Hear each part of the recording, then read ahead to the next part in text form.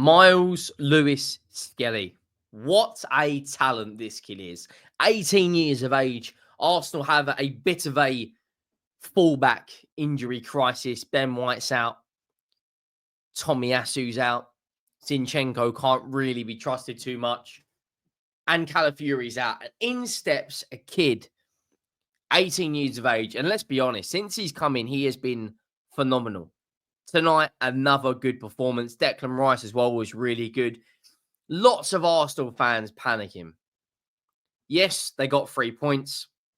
The most important thing today was closing the gap on Liverpool. But if I'm being brutally honest, which is what we do on this channel, they need more firepower. I personally think I've got 2 signings in mind in which I think would be great additions to anyone. But the way Arsenal play, Cunha at Wolves is perfect. I watched that game today and I just thought they're crying out for someone. Like, I know fans are coming out and they're a little bit, okay, it's 1-0 against Ipswich. The most important thing was 3 points today. The most important thing was going ahead of Chelsea and trying to close the gap on Liverpool. That's the most important thing. How you do it is irrelevant, but at the same time, you do want to do it in style.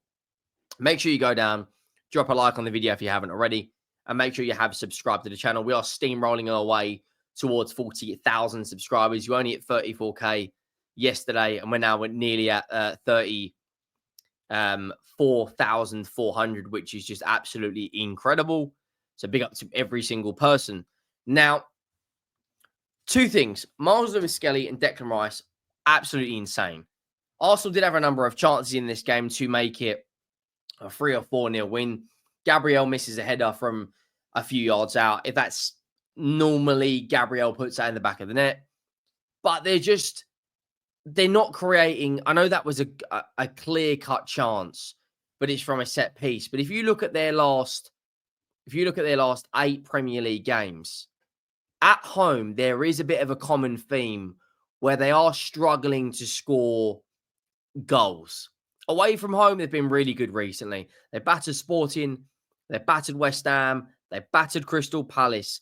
But if you look at their home results in the Premier League, 2-0 against Man United, 2 set-piece goals, not a lot in play. 0-0 against Everton, should have battered them. A good defensive display from Everton. Only scoring 1 against Ipswich. If you go back further, yes, they beat Nottingham Forest.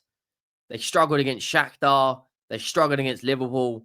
They struggled away against Inter, Newcastle, and Chelsea. They come from behind against Southampton. They come from behind against Leicester. There seems to be a bit like Arsenal at the moment in that front 3. They need bodies.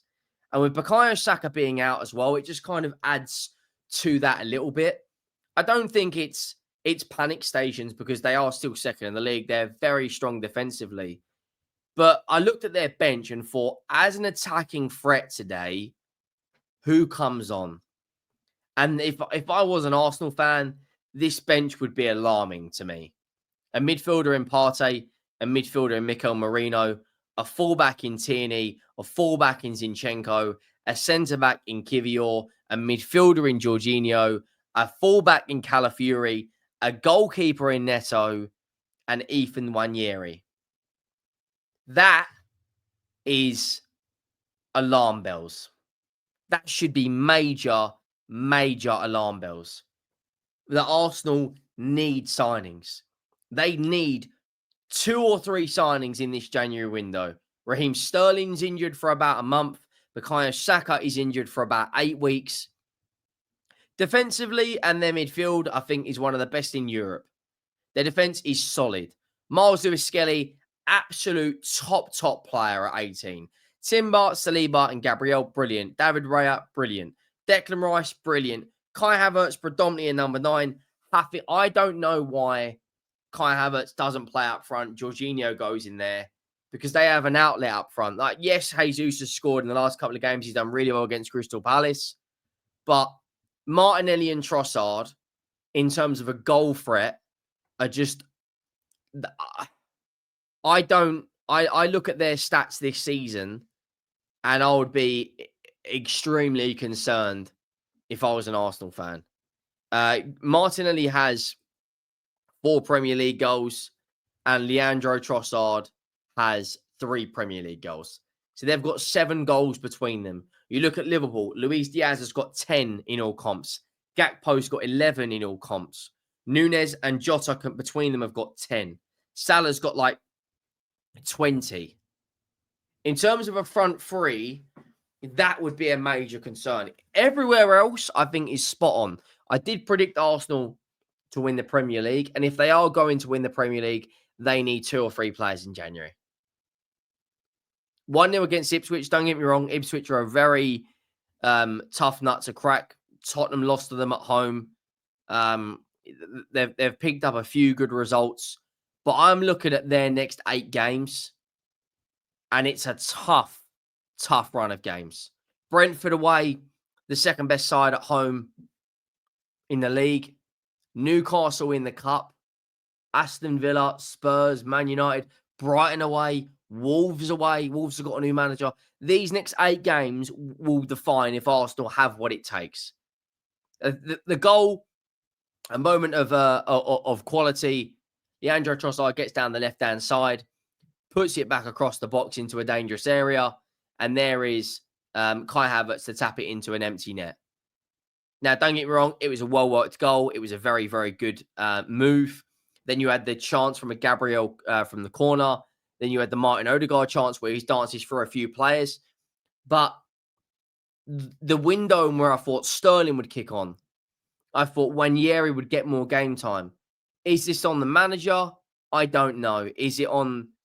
Can you blame injuries? Of course, injuries are a part. But I look at a player like Cunha at Wolves.